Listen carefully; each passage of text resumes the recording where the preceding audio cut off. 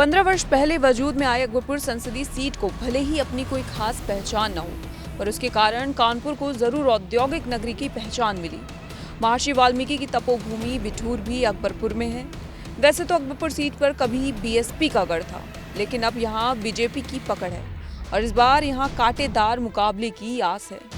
तबकि इस बार बीजेपी की यहाँ विपक्ष को ध्वस्त करते हुए हैट्रिक लगाने पर नजर है। अकबरपुर लोकसभा सीट को ही कानपुर देहात की संसदीय सीट मानी जाती है। अब पहले ये जान लेते हैं कि पार्टी से कौन कौन मैदान में है। बीजेपी से देवेंद्र सिंह भोले प्रत्याशी हैं, तो सपा से राजा रामपाल मैदान में है। वहीं भाजपा से इस बार राजेश कुमार द्विवेदी प्रत्याशी हैं।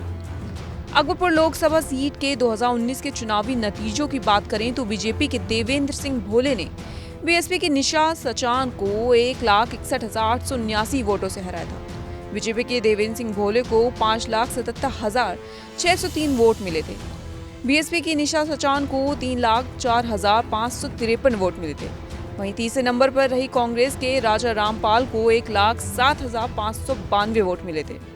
लेकिन इस समीकरण बदलते हुए भाजपा अकेले मैदान में है और राजा रामपाल इस बार सपा से प्रत्याशी हैं।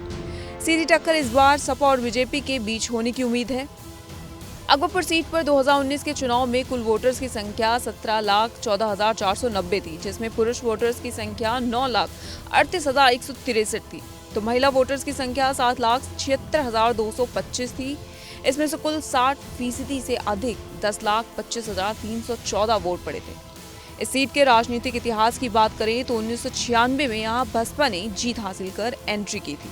इसके बाद 1998 में मायावती ने भाजपा के टिकट पर जीत हासिल की थी। 2009 के चुनाव में कांग्रेस ने लंबे इंतजार के बाद जीत हासिल की और राजा रामपाल यहां से जीते थे। 2014 के चुनाव में मोदी लहर के बीच बीजेपी को पहली बार यहां से सीट नसीब हुई। बीजेपी के देवेंद्र सिंह भोले भारी मतों से जीते। फिर 2019 में ये सीट बचाने में कामयाब रही। यहाँ के जातीय समीकरण की बात करें तो करीब करीब हर बिरादरी के वोटर्स हैं और इस बार फिर मुकाबला दिलचस्प होने की उम्मीद है, क्योंकि भाजपा अकेले मैदान में है और सपा कांग्रेस साथ है, यानी कि इस बार त्रिकोणीय मुकाबला है। बीजेपी तो हैट्रिक लगाने के मूड में है, पर देखना होगा बीजेपी इसमें कामयाब होगी या फिर विपक्ष बीजेपी पर हावी होगा।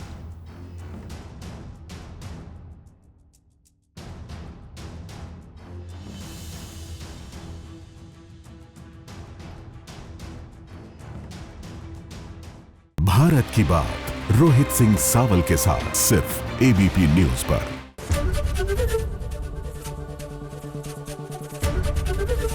एबीपी गंगा, खबर आपकी, जुबान आपकी।